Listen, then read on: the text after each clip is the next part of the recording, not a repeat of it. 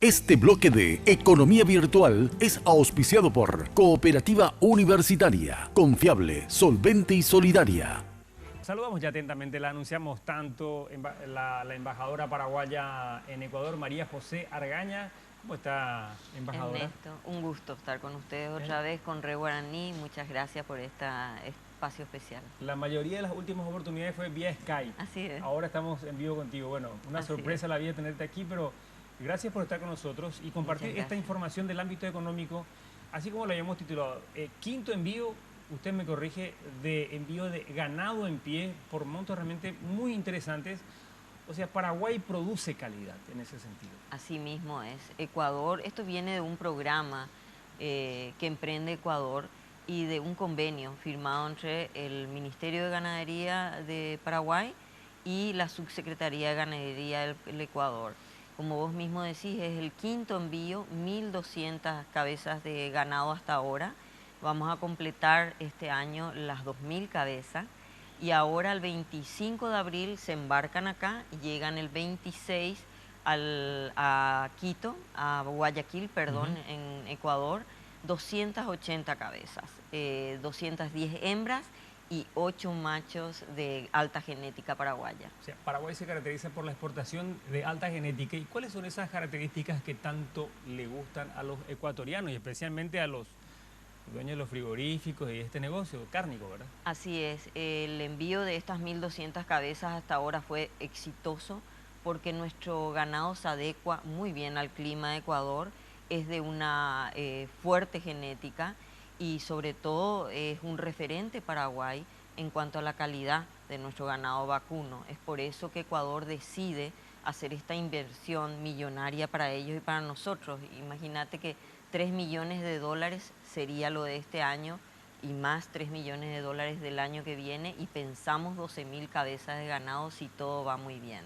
¿Esto sería ya en el periplo de cuántos años? Más o menos de 5 años estamos hablando y ahora completamos las 2.000. En abril, junio y julio llegan las 2.000 cabezas entre el año pasado y este año. Embajadora, ¿cómo es que se dio estos primeros contactos para que Paraguay realice sus primeras exportaciones de ganado en pie?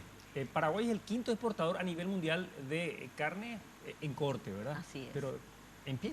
En pie es rarísimo, es un hecho histórico tanto para Ecuador como Paraguay. Esto se da también gracias al presidente de la República, Horacio Cartes, que se fue el año pasado en visita oficial a Ecuador y ahí con el presidente Correa vieron esta posibilidad porque Ecuador necesita mejorar su genética y aumentar su hato ganadero. Entonces, como Paraguay es un referente en la región, se hizo este acuerdo y este convenio y como te digo, lo lindo y lo fantástico es la adecuación de nuestro ganado en terreno ecuatoriano. Consultarle qué es lo que le gusta más a los ecuatorianos o qué es lo que más se ve ya en las góndolas en relación a los famosos típicos cortes que nosotros conocemos, pero ¿qué les gusta a los ecuatorianos? A ver. La carne paraguaya en sí, con la degustación que hicimos en septiembre del año pasado, pudieron, valga la redundancia, degustar los distintos cortes y ellos no podían creer la forma en que nosotros presentamos nuestro típico asado, claro. No en filet, digamos, como en Ecuador o como en Estados Unidos, sino en pedazos y enteros, con el sabor y el humo de la carne. Ellos no podían creer, degustaron de una manera increíble y sobre todo ellos admiran nuestra forma de corte. Okay. Eso es muy importante para poder apreciar el sabor de la carne. O sea que también están importando asaderos próximamente. Así es.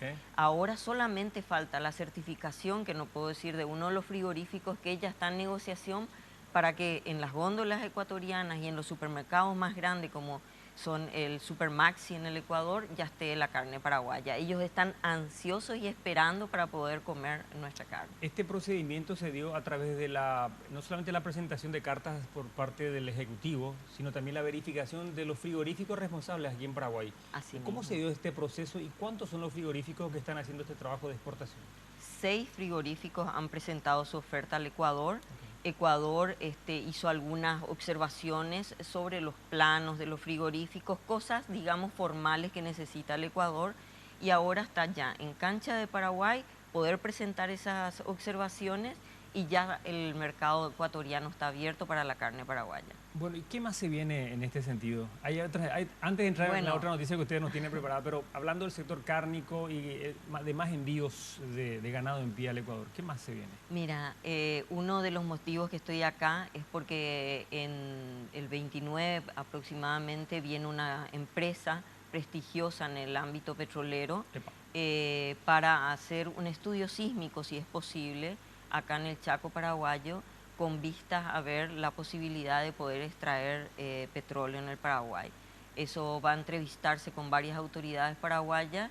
Ellos tienen el mayor centro petrolero en la Amazonas y trabajan con Petroamazonas, y ya ha habido contacto entre Petropar y Petroamazonas, pero es una ambición de que podamos concretar esto. Eso sería a través de un acuerdo que tiene que pasar evidentemente por el Congreso Nacional, para el caso de yacimientos petrolíferos, ¿verdad? Así mismo es.